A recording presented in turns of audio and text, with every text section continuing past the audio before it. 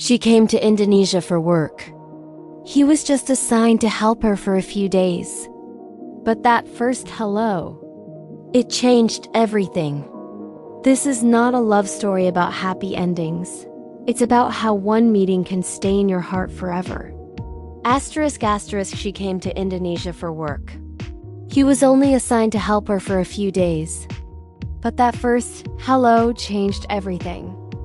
This is not a love story about perfect endings. It's a story about how one meeting can stay in your heart forever. The air in Yogyakarta was thick with humidity, and the smell of roasted coffee drifting from the stalls outside the airport. Emma Walker dragged her suitcase toward the exit, wiping sweat from her forehead. She was 29, a photographer from London, and this was her first time in Indonesia. The noise, the heat, the color, it was overwhelming and alive in a way she couldn't describe. She wasn't here for love. She came for work. Her project was simple. Document local life in traditional markets, take photos and leave. But life rarely followed plans. And that truth was about to meet her in the form of one quiet man holding a sign with her name on it. Miss Emma Walker, the paper said. The man holding it looked nervous, his shirt slightly wrinkled despite obvious effort.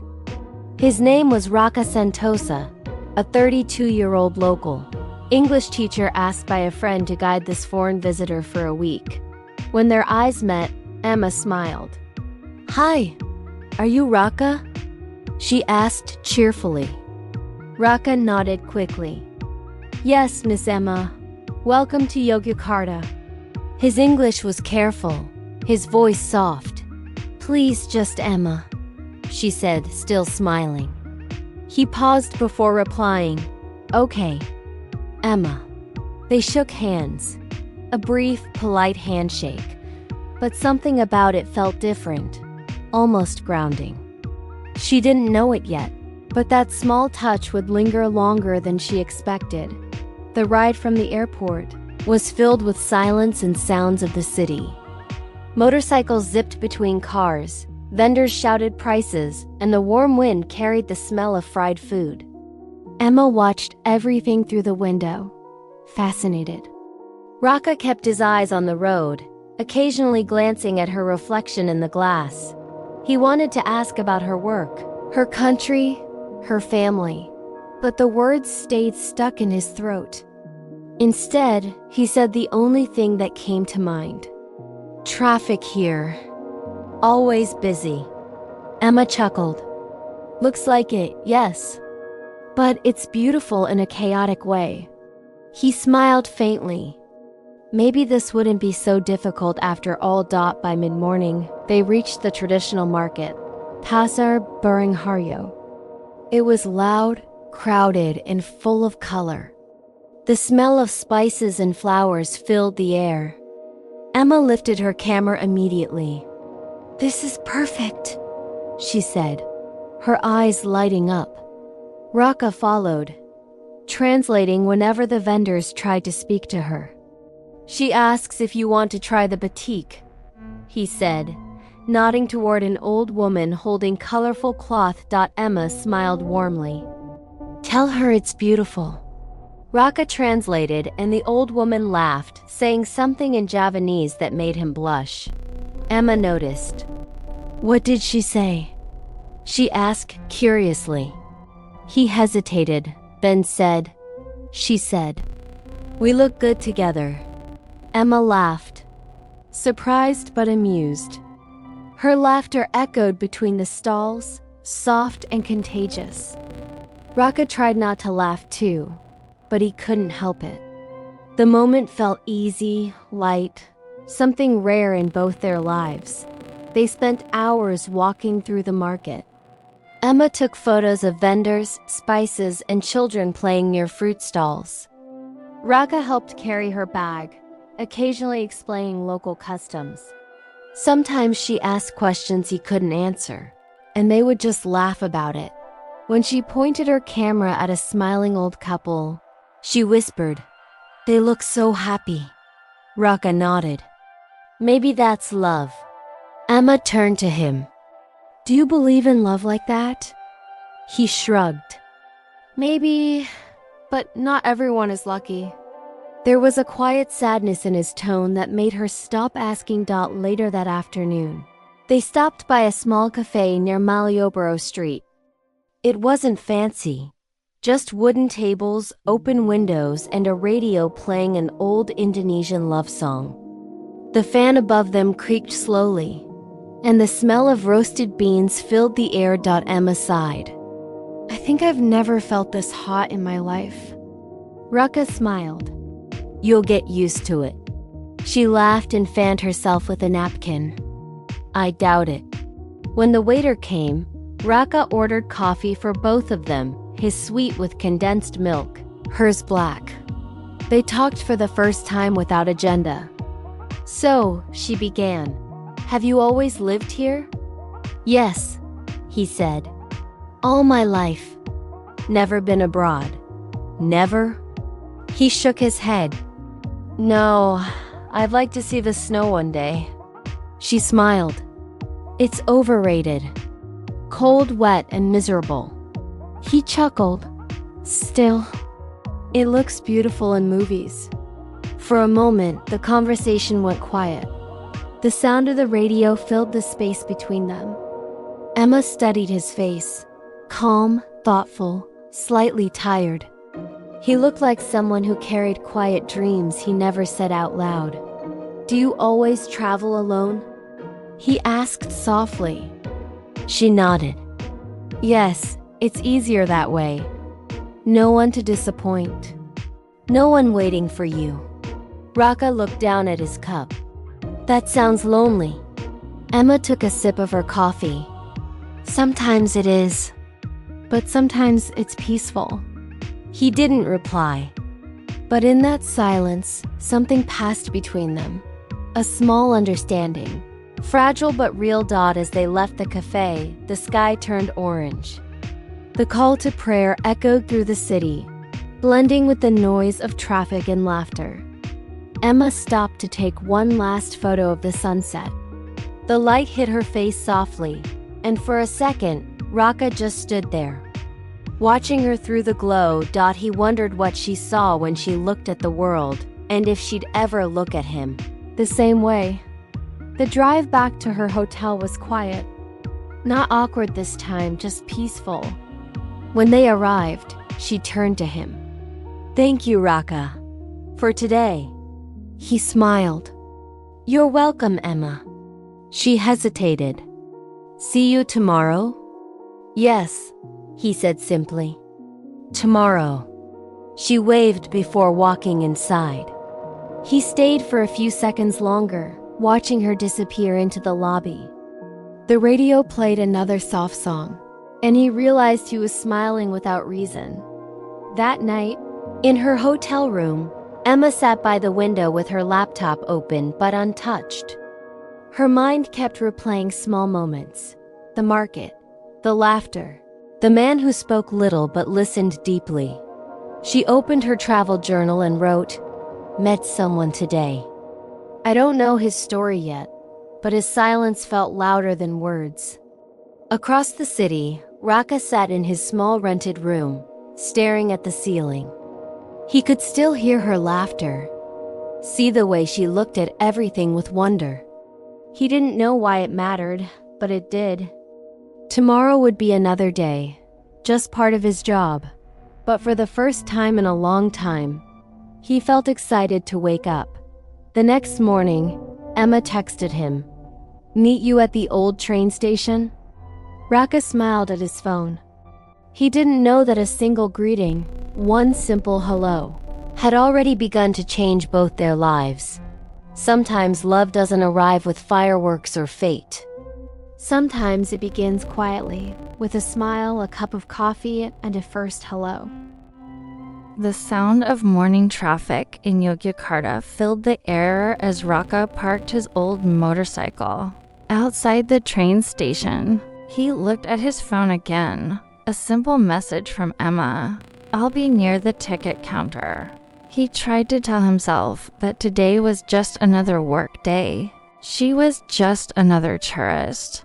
But the truth was, he had spent most of the night thinking about her, about how she laughed, how she looked at everything with curiosity, how her voice sounded when she said his name. It wasn't love, not yet, but it was something he couldn't explain. Inside the station, Emma was already there, sitting on a bench with her camera hanging around her neck.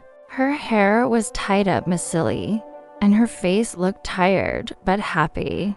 When she saw him, she waved like they were old friends. "Good morning," she said brightly. "Good morning," he replied, smiling without realizing it. Today they were heading to a small village outside the city for her next photo project. Traditional batik makers. Raka had arranged everything: transportation, lunch, even permission from the locals. It wasn't part of his job, but he wanted things to go well for her dot as the train started moving. Emma leaned on the window, watching the green fields pass by. "It's beautiful," she said softly. "Yes," Raka replied. "Sometimes I forget how beautiful it is." She turned to him. "You don't travel much, do you?" He shook his head. "No, I stay here, teaching, working. Life is simple, but maybe too quiet." Emma smiled. "Quiet can be nice." He looked at her. "Do you like quiet?" She thought for a moment. "Sometimes, but lately, I've realized that quiet doesn't always mean peace. Sometimes it's just loneliness wearing a mask." Raka didn't know what to say. Her words lingered in the air like the fading sound of the train wheels. When they arrived at the village, the air was filled with the smell of wax and fabric dye. Women sat cross-legged on the floor, drawing intricate patterns with melted wax. Emma immediately started taking pictures. She crouched low, smiled at everyone, and whispered thank you in a soft, broken accent. Raka translated when needed, but mostly he watched her. She was patient, respectful, and kind. The villagers liked her quickly. Even the older women who rarely spoke to outsiders laughed. When she showed them the photos on her camera, one of them asked Raka something in Javanese and then laughed again. He sighed. Emma noticed. What did she say this time? Raka hesitated, smiling awkwardly. She asked if, "You are my wife." Emma laughed so hard she nearly dropped her camera. "Oh, that's funny. You should have told her I'm your boss." Raka smiled. That would scare her more. They both laughed again. It was easy, effortless, like they had known each other for years. Later, they sat by the riverbank eating simple food wrapped in banana leaves. Emma looked at the sky, her eyes soft. "You know, I think people here smile more than in my country." Raka nodded. "Maybe because we learn to smile even when life is hard." "Do you think that's good?" she asked. He thought about it. "I don't know. Sometimes smiling is easier than explaining why you're sad." She looked at him closely, trying to read what he didn't say. "You've been through something, haven't you?" He shrugged. "Everyone has." She didn't push. Instead, she said quietly, "I think you hide behind calmness." Raka looked surprised. "And you hide behind your camera." Their eyes met. For a moment, neither of them spoke. The sound of the river and distant laughter filled the silence. It wasn't romantic, not yet, but it was real. When they returned to the train station that afternoon, the sun was setting again. The city looked golden, and everything felt softer somehow. They walked side by side through the crowded platform. their shoulders almost touching, but never quite meeting Dot as they reached the exit. A group of students passed by and called Raka's name. He smiled awkwardly and waved back. Emma looked at him curiously. "Your students?" "Yes," he said, embarrassed. "They always see me as boring." She shook her head. "I don't think you're boring." He laughed quietly. "You don't know me yet." "Then tell me," she said, half teasing. "What should I know?" He hesitated. "HMM. I used to think love was easy. You meet someone, you get married, you live happily. But life doesn't work that way." Emma nodded slowly. "Yeah. Sometimes you meet the right person at the wrong time." Their words hung in the air, heavy, true, and strangely familiar. When they reached her hotel, the lights of the city were already blinking on. Raka stopped near the entrance. "Tomorrow," he said, "we go to the temple for sunrise, if you're not too tired." She smiled. "I'll be there. I never miss a sunrise."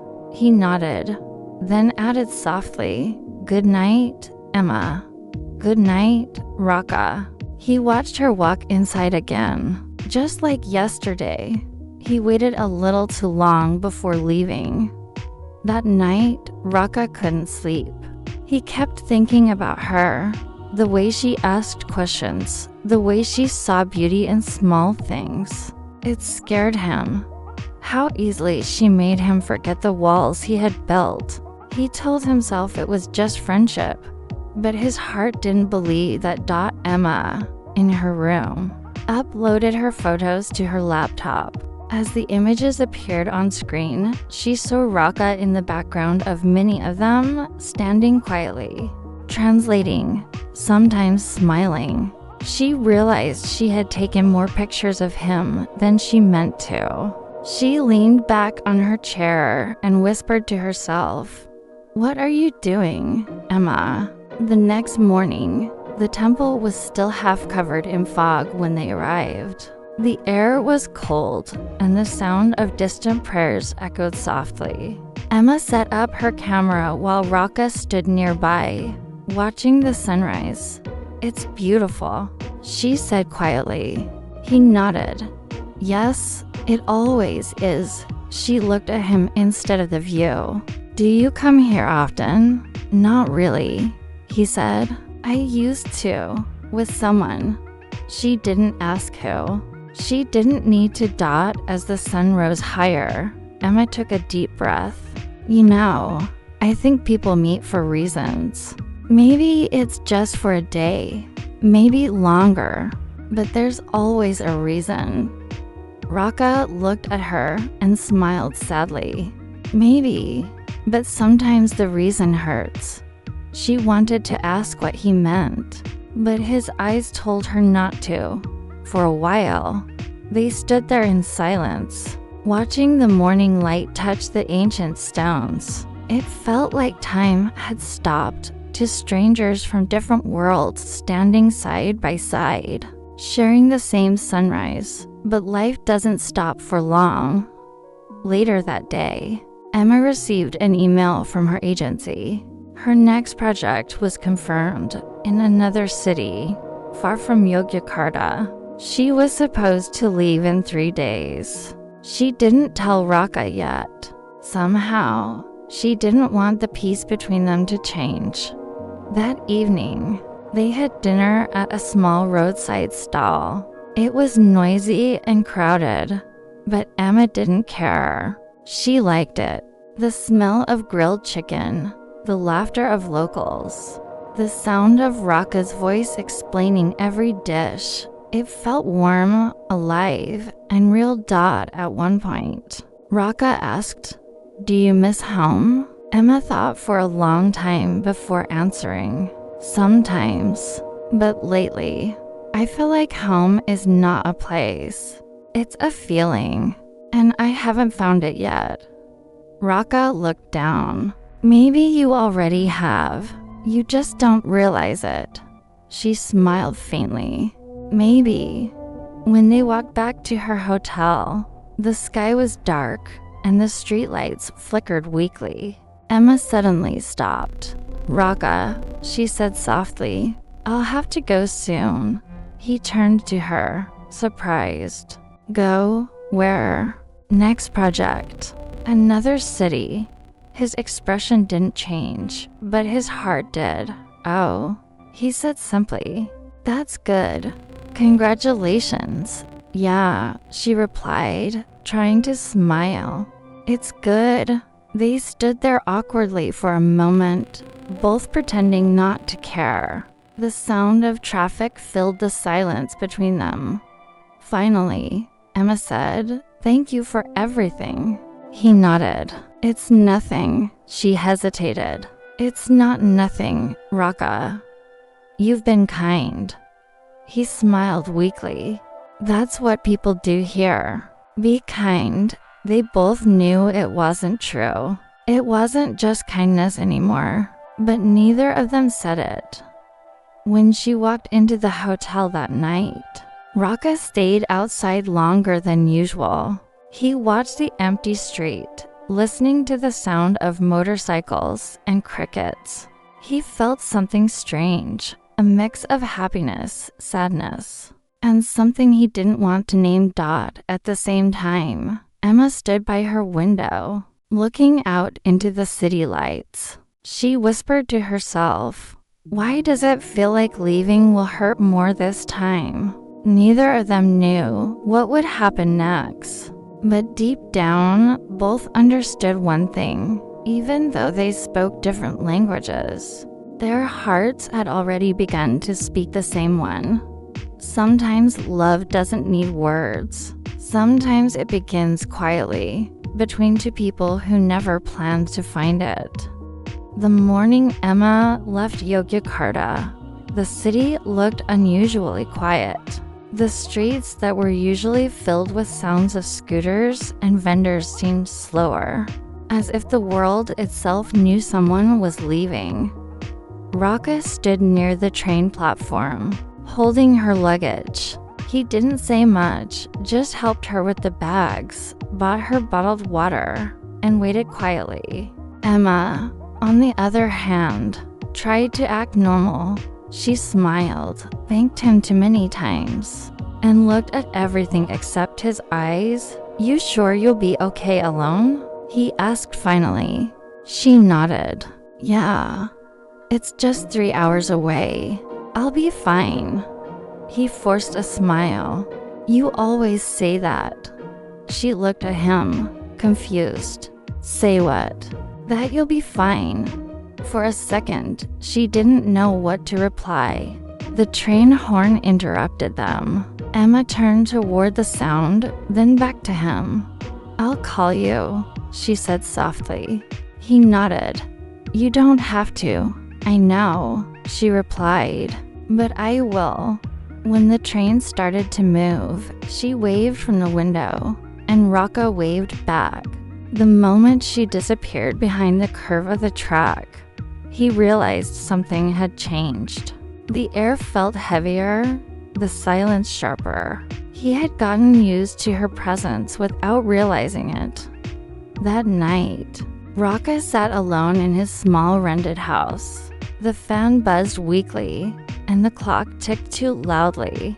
He tried to distract himself with lesson plans for his students, but every few minutes, his mind drifted back to her. He didn't know what they were, friends, colleagues, something in between. But it didn't matter. He missed her. Emma, in her new city, tried to adjust quickly. The work was fine, the locals were friendly, and the scenery was breathtaking. But at night, when she transferred her photos or edited them on her laptop, she kept thinking of Raka.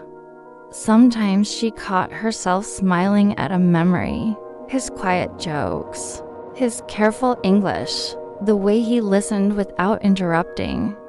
They started texting often, simple things at first. Emma, how's the class today? Raka, chaotic. Kids tried to teach me TikTok dances. Emma, you should have joined. Raka, no. I'm too old to embarrass myself on camera. Then longer messages followed, stories, frustrations, bits of their daily lives. Emma sent photos of sunsets, and Raka replied with short voice notes. It became a habit, something they both looked forward to. One night, she called him. The sound of his voice, mixed with the hum of his fan in the background, made her feel strangely safe. Do you ever think about leaving? She asked suddenly. Leaving what? Your city, your job, everything. He hesitated. Sometimes. But where would I go? Anywhere. Start fresh. He laughed softly. Not everyone can start over that easily. Emma understood what he meant. For her, travel was part of life. Movement kept her sane. For Raka, stability was survival. Weeks passed. Their bond grew without labels. Friends didn't talk every night the way they did. Colleagues didn't miss each other like this. But neither of them dared to say it out loud. Maybe they both knew, saying it would make everything harder. One evening, Emma returned to her hotel room after a long day of shooting. Her phone buzzed. It was a video call from Raka. She answered immediately. His face appeared on screen, tired but smiling. You look exhausted, he said. I am, she laughed. But seeing you helps. He looked surprised for a moment, then looked away. You say things too easily. Maybe you think too much, she replied. There was a long silence. Both smiled awkwardly. Finally, she said, I might come back to Jogja next month, just for a few days. He tried not to react. For work, partly, maybe also for coffee. He looked at her through the screen, and for a moment, it felt like they were in the same room again. When the call ended, Raka stared at his phone for a long time. He wanted to believe she meant what he thought she did, but life had taught him not to expect too much. The next few weeks felt longer than usual. Raka returned to his daily routine, teaching, helping his mother with errands, pretending nothing had changed. But every time his phone buzzed, his heart jumped a little. Then, one afternoon, Emma called again. Her voice sounded different, quieter. Raka, can we talk? Of course. What's wrong? She hesitated. My company wants to extend my stay in Indonesia for another 6 months. That's good, right? It is, but there's more. They might transfer me to Jakarta permanently. He froze. That's far. I know. Silence filled the line. After a moment, he said, Congratulations. She sighed. You always say that when you're hurt. He smiled faintly. Maybe, but it's still true. Later that night, Emma sat by her window, thinking about him. She had come to Indonesia for work, but now it felt like more than that. The thought of leaving Yogyakarta, leaving him, hurt more than she expected.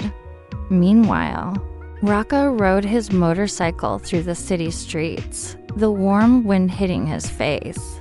He passed the same cafe where they first met, the same market they had visited. Everything looked the same, yet nothing felt the same anymore. He told himself it was better this way. She had a future, a career, opportunities, a world waiting for her. He had his quiet life, his family, his duties. They belonged to different worlds. But the heart doesn't listen to logic. Days later, Emma returned to Yogyakarta for a short visit. When Raka saw her at the station again, it felt like no time had passed. She wore the same smile, but her eyes carried something heavier, like she knew this visit might be the last. "Hi," she said softly.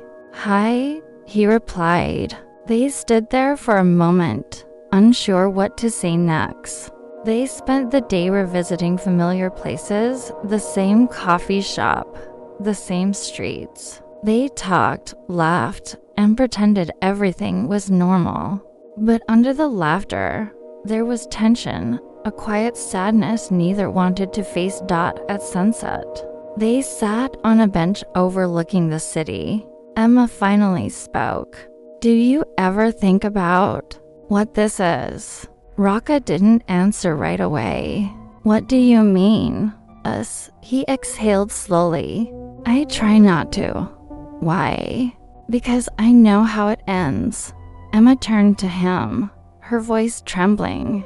"You don't know that." "Yes, I do," he said softly. "You'll go back. I'll stay here. You'll find someone else. I'll still be here, teaching, paying bills, living the same life. That's how it ends." Tears filled her eyes. "You make it sound so simple." "It's not simple. It's just reality." She looked down. "You think I don't care?" He shook his head. "I think you care too much. That's why it hurts." The silence that followed was heavy. The city lights blinked below them, and somewhere in the distance, someone was singing an old love song. Finally, Emma whispered, "Maybe love isn't about staying. Maybe it's about being grateful we met at all." Raka looked at her, his eyes full of sadness and pride. "Maybe, but I wish meeting you didn't have to feel like losing you too." When he dropped her at her hotel that night, she hesitated before going inside. She turned to him and said, "Raka, if this is goodbye, I want you to know. You changed something in me." He smiled sadly. "You changed something in me too." She took a deep breath. "Then maybe that's enough." He nodded. But deep down, he knew it was in single quotes T. When she walked away. Raka didn't call after her this time. He stood there, watching her disappear into the light of the lobby, the same way he had watched her leave before. Only now, he knew this time she might not come back. As he rode home that night, the city lights blurred behind him. His chest felt heavy. But somewhere inside, he was thankful for the simple hello that started it all, even if it would end with a quiet goodbye. Because sometimes love isn't about holding on. Sometimes it's about learning to let go and remembering the person who taught you how to feel again. It had been almost 6 months since Emma moved to Jakarta. 6 months since Raka last saw her face in person. Life went on as it always does. Raka's days were filled with his usual routines, teaching, marking papers, fixing his old motorbike, and visiting his mother every weekend. On the surface, everything looked the same, but inside, he knew something had changed. The silence in his house felt different now. Before Emma, it was just normal quietness. Now, it felt like absence, the kind that echoed too loudly when he came home after a long day. Sometimes, at night, he would scroll through their old messages. He never deleted them. He told himself he would someday, but not today. Never today. Emma's life in Jakarta looked brighter from the outside. She was working with a well-known publication, photographing urban stories and people. Her photos were praised, her schedule full. She smiled often in meetings, laughed with colleagues, and even went on a few casual dates. But none of it felt real. At night, after work, She often found herself staring at the city's skyline through her apartment window. Jakarta was big, loud, and endless, but it never felt like home. She thought about Yogyakarta, about the smell of coffee on quiet afternoons, about a man who rarely spoke too much but always said what mattered. They still texted sometimes. A "how are you" once a week, maybe a photo of something random, but the messages had become shorter. The calls stopped. The gap between them grew quietly, like dust settling over something that was once alive. Then one night, Emma received a message from Raka that simply said, "Do you still miss Jogja sometimes?" She stared at it for a long time before replying, "Every day." After that, they didn't talk for a while, but the silence this time didn't feel final. It felt like the quiet before something was about to change. 2 months later, Emma got a call from her editor. Her next assignment would take her back to Yogyakarta, a cultural story about local education projects. When she hung up, her hands were shaking. She didn't know if it was excitement or fear. The first thing she did was text Raka, "Hey, I'll be in Jogja next week for work." He replied quickly, "Yeah, but maybe we can have coffee." The reply came after a minute. "Sure, same cafe." "Same cafe," she typed back.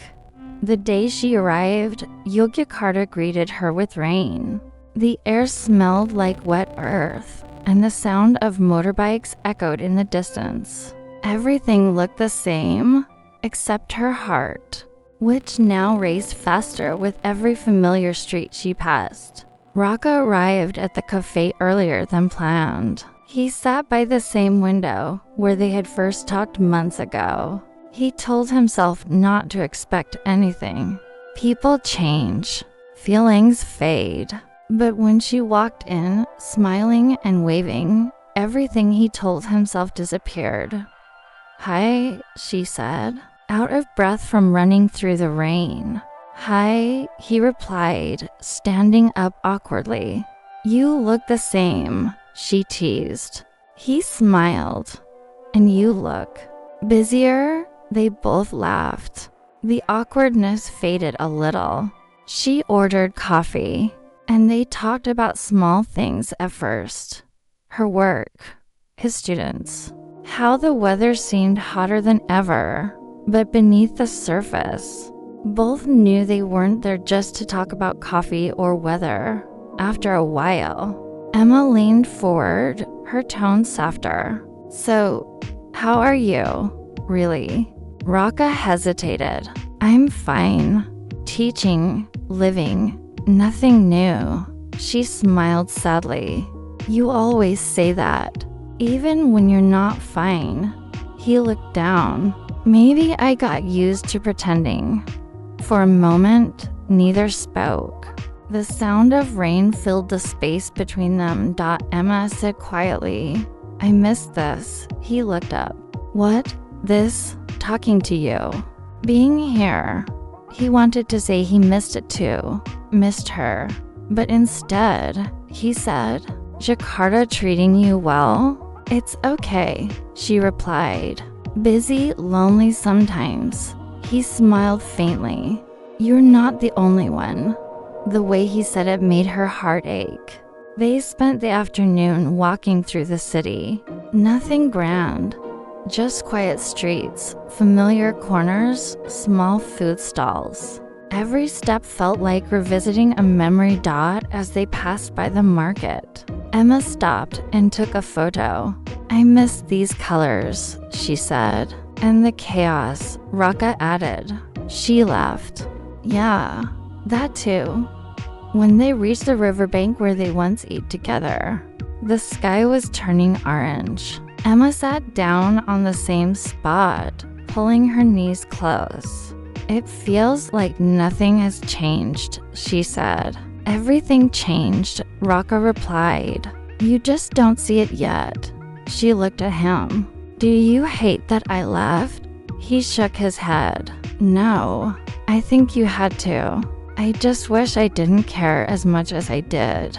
The honesty in his voice hit her harder than she expected. She wanted to reach out, to tell him she still thought about him every night. But the words wouldn't come. As the sun disappeared, Raka checked his watch. "You should go before it gets dark." Emma looked disappointed. "Already?" He nodded. "You have work tomorrow," she sighed. "Always the practical one."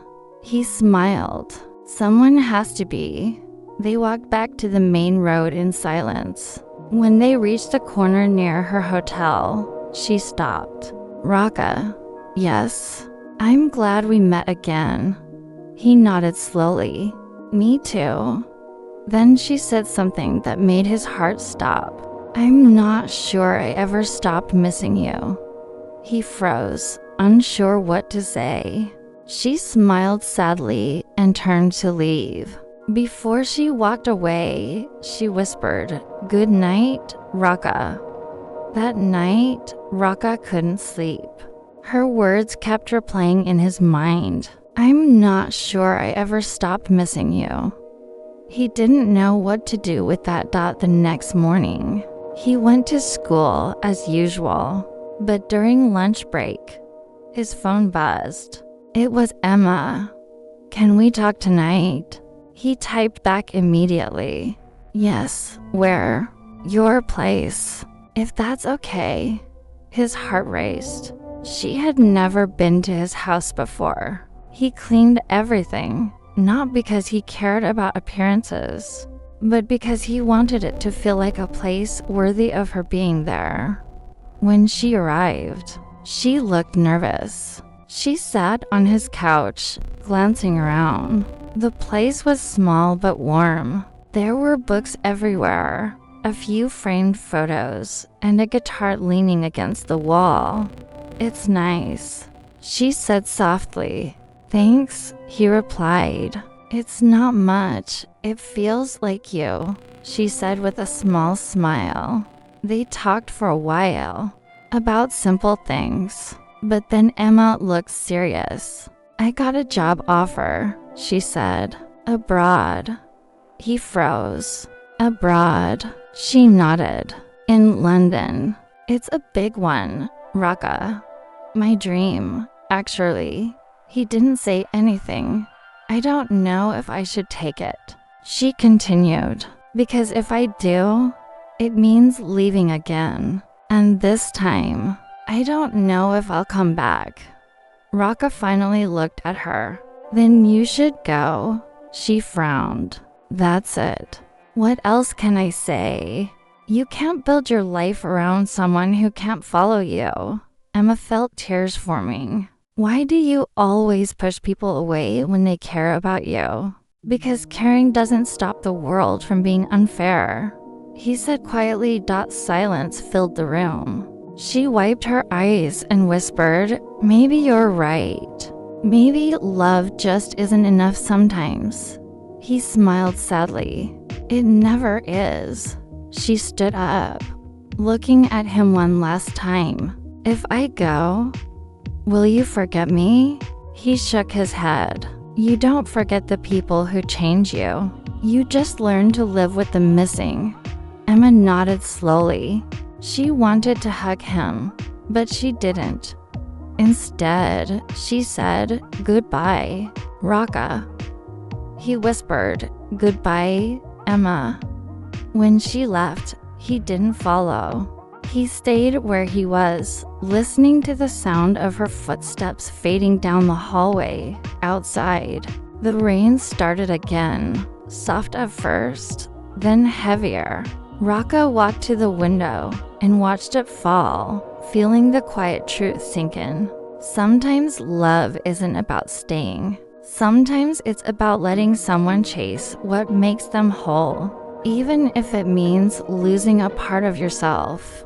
And as he stood there, watching the rain blur the lights outside, Raka whispered to himself, "She deserves the world." But deep inside, He also knew she was his world. It had been 3 years since the last time Raka saw Emma. 3 years since that rainy night when she said goodbye at his doorstep. He still remembered everything, the sound of the rain, the way she looked when she said his name, the quiet that came after she walked away.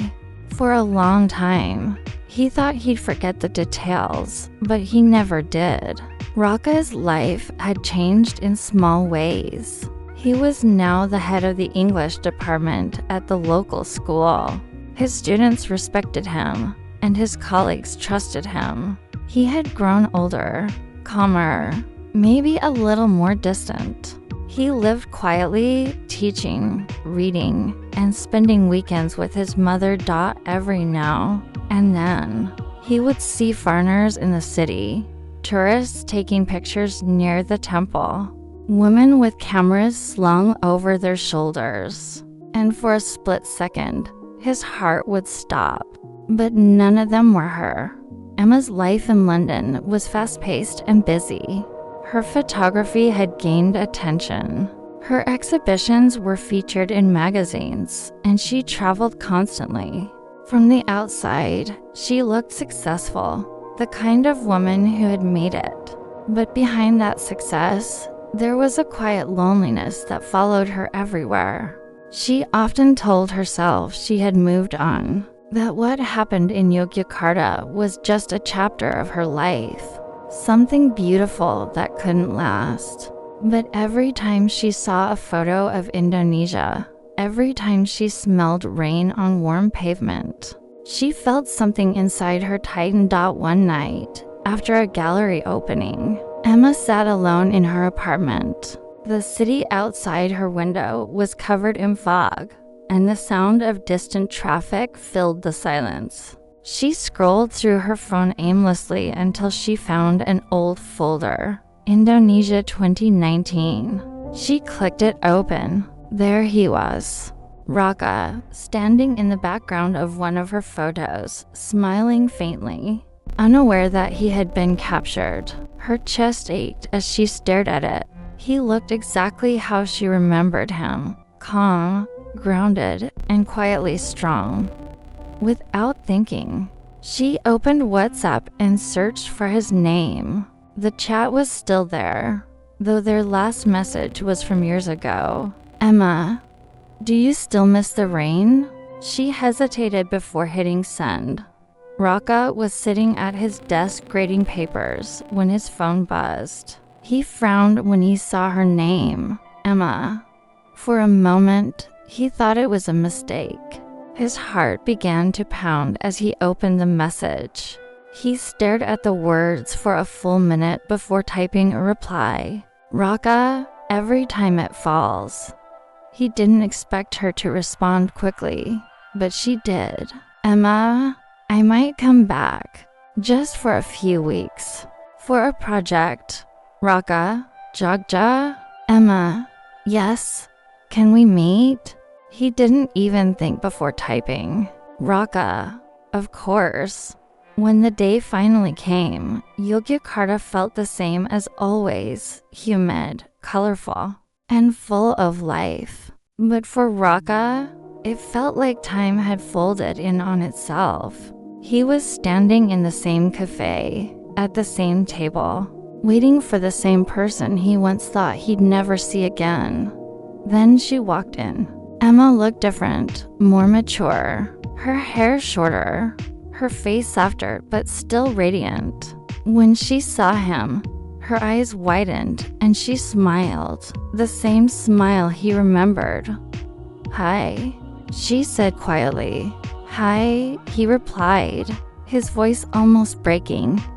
For a few seconds, they just looked at each other, as if trying to confirm the other was real.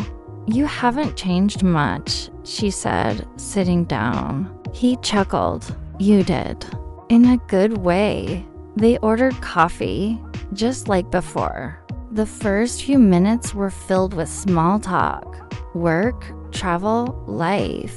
But both knew there was more beneath the surface. So, Raka said finally, London treating you well? Emma shrugged. It's fine. Busy. Cold. You always said you liked the cold. Not anymore, she replied softly. He smiled a little. You look happy, though. She looked at him for a long time before saying, and you look like you stopped trying to be. The words hit him harder than she realized. They talked for hours. Emma told him about her projects, her exhibitions, the places she had seen. Raka told her about his students, his mother, and the small victories of everyday life. At one point, she said, "Do you ever think about that last night?" He nodded slowly. "I do. Sometimes I wonder if I said the right things." She smiled sadly. "You said what you believed. I respected that." He looked at her. "And you? Do you regret going?" She hesitated. "No, but I regret what it caused." Silence again, the kind that said more than words could. They walked outside after sunset. The city lights flickered like old memories. Emma stopped near the same street corner where they had once said goodbye. "It's strange," she said quietly. "Everything looks the same, but I feel like I'm the only one who's changed." "You're not the only one," he said. "I changed too. You just can't see it." She looked at him. "Then tell me, what changed?" Raka took a deep breath. "I stopped waiting." Her eyes softened. "For me, for anything," he said. "For life to give me something, for people to stay.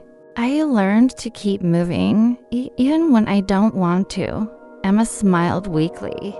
"That sounds lonely." "It is, but it's peaceful too." They stood in silence for a while, watching people pass by. Then Emma said, "Raka, I didn't come here just for work. I needed to see you." He turned to her, his expression unreadable. "Why? Because I never got over it. You." His heart stopped. For a second, the world around them blurred. "Emma," he started, but she interrupted him. "I know it's been years. I know things are different, but I can't pretend anymore. I thought leaving would help me forget, but it didn't. I just carried you everywhere." He didn't know what to say. He wanted to tell her he felt the same, that not a single day had passed without thinking of her. But then he saw the ring on her finger. His voice came out quietly. "You're married." Emma froze. Then she looked down, as if she'd forgotten it was there. "It's complicated." Raka laughed softly, bitterly. "It always is." She looked at him, eyes full of guilt. "It wasn't love at first. It was comfort. I thought it would make the missing stop, but it didn't." Raka looked away, his hands shaking slightly. "Why are you telling me this?" "Because you deserve to know. Because I don't want to lie to you anymore." He took a step back, trying to process everything. "Emma, what do you want me to say? That I still love you? That I'd wait again?" She swallowed hard. "I don't know. Maybe I just wanted to hear that you remember me." He looked at her, really looked. "I remember everything, but remembering doesn't fix anything." Tears filled her eyes. "Then what do we do?" "Nothing," he said softly. "We live with it." They stood there for a long time, the noise of the city fading around them. Finally, Raka said, "You should go. It's late." Emma nodded slowly. She reached into her bag and pulled out a small photo, the one she had taken years ago of him at the boutique village. She handed it to him. "I kept this all these years," she said. "Now I think it belongs to you." He took it carefully, his fingers brushing hers for a moment. "Thank you." She smiled faintly. "Goodbye, Raka." He hesitated before answering. "Goodbye, Emma." As she walked away, Raka stood still, holding the photo. The image was faded, but the moment it captured was still alive to strangers in a small village. Smiling without knowing what would come next, he looked up at the night sky and whispered, "Some stories don't end. They just stop being told." That night, when he got home, he placed the photo on his desk beside his old books. He didn't cry.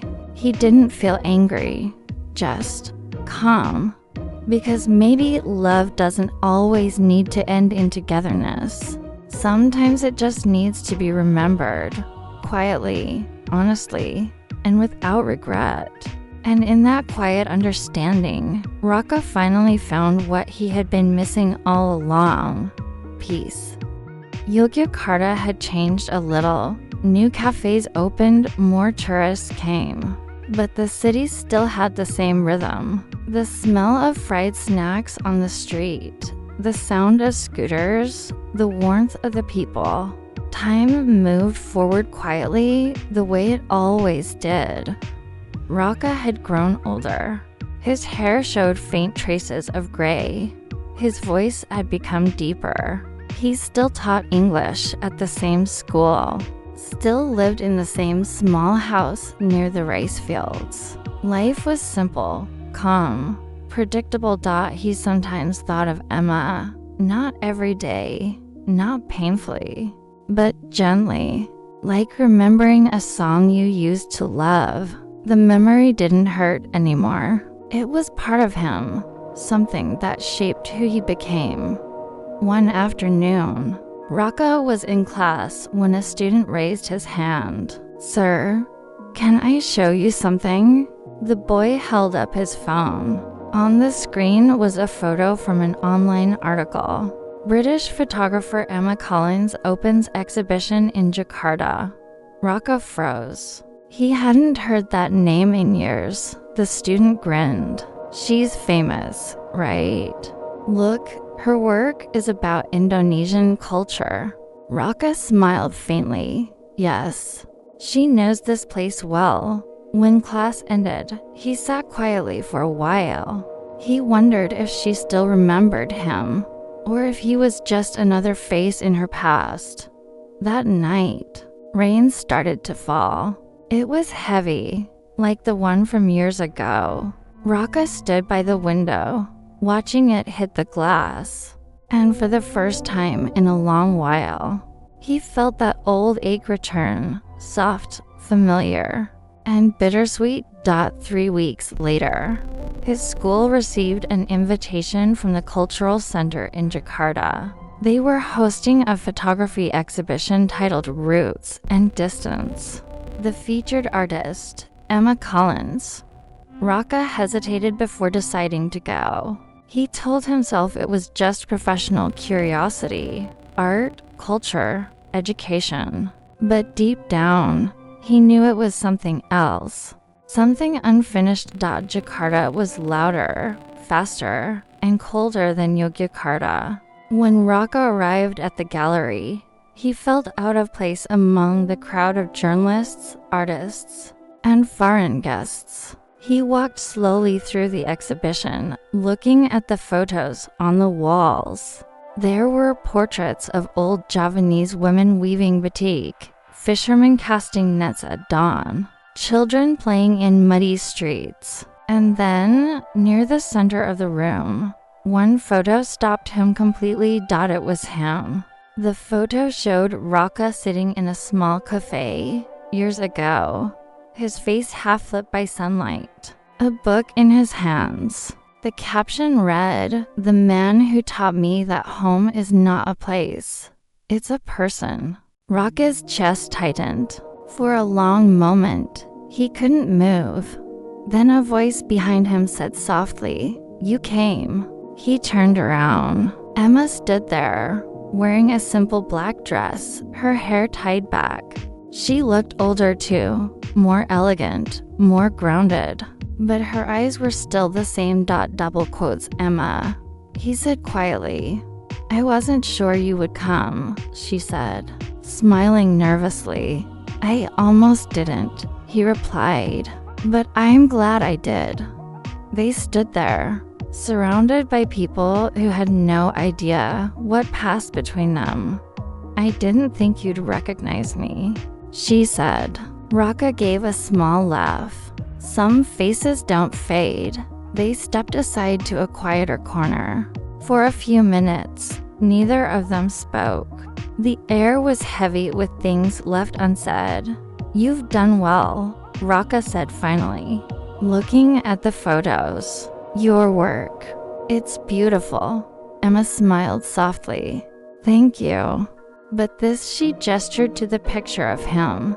This one means the most to me. Why show it? He asked after all these years. She looked down. Because I never got to thank you. You gave me courage when I didn't have it. I wanted the world to know who helped me find it. Raka nodded slowly. And your husband? Emma hesitated, then said, he's gone. We separated 2 years ago. I'm sorry. Don't be. It was peaceful. We just stopped loving each other. They both went quiet again. The crowd moved around them, laughter echoing faintly. For a brief second, it felt like the world had stopped spinning. Do you ever think about us? She asked. Sometimes, he said honestly. Not like before. It's softer now. Do you hate me for leaving? He shook his head. No, I used to, but not anymore. You left because you needed to, and I stayed because I had to. Emma's eyes glistened. I wish I could have stayed. You couldn't have, he said gently. We were never meant to last. We were meant to change each other. She smiled faintly, tears forming. You always make it sound so simple. It's not simple, he said. It's just real. They stood there for a long time, neither moving. Then Emma said, would you like to have dinner? Just to talk. Raka looked at her for a moment before nodding.